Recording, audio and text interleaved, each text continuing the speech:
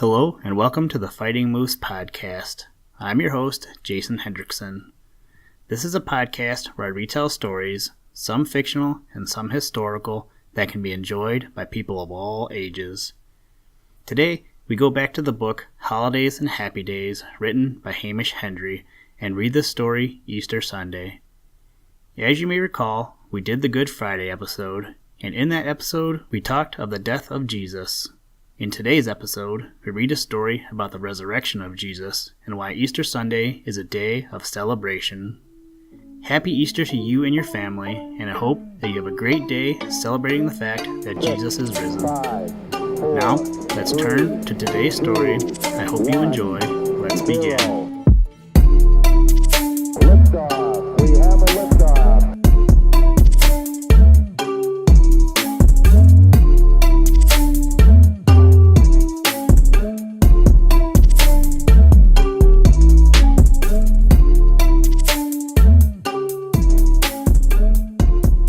Easter Sunday. On Good Friday, the death of Jesus is commemorated, and that being so, it is a day of gloom and sadness. On Easter Sunday, the rising of Jesus from the dead is commemorated, and that being so, it is regarded by the Christian Church as a day of great joy. In the old times, indeed, it was called the Sunday of Joy, and in the Eastern world, it is still called the Bright Day. When friends met each other upon Easter Sunday, the favorite salutation used to be, "He is risen," and to this was given the reply, "Verily he is risen." Everywhere there was happiness, and this happiness was shown in many ways. At Easter, slaves used to receive their freedom, while at the present day in Russia, birds that have been shut up in a cage have their cage doors opened and are permitted to fly away. That is a beautiful custom, an emblem of the freedom that Jesus brought to the world when he broke the power of death in rising from the grave. In England, this happiness is expressed in a practical manner by many marriages at Eastertide. Easter Sunday is what is called a movable feast.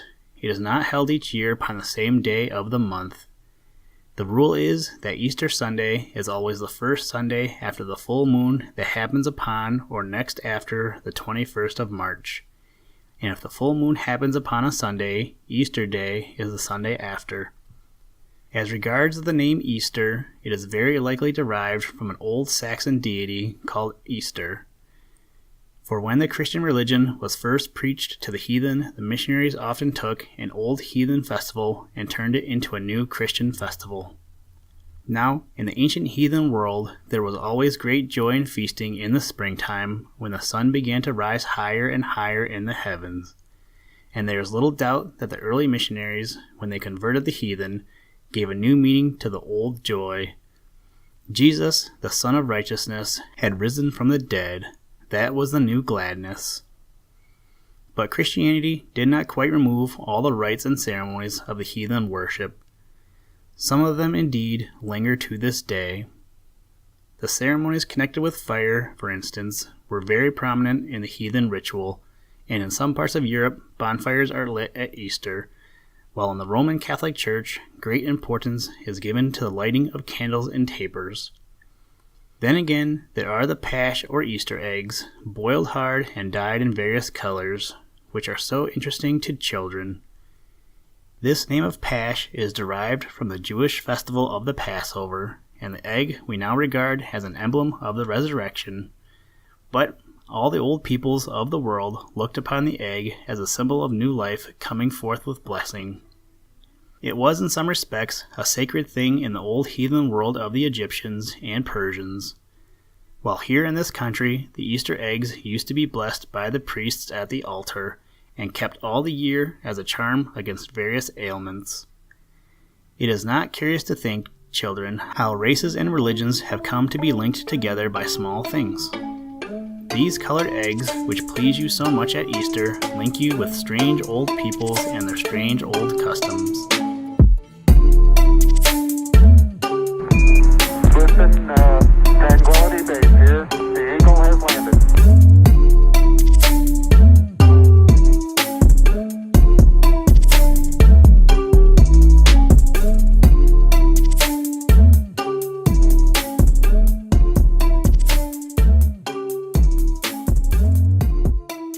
Thank you for listening to this episode of the Fighting Moose podcast.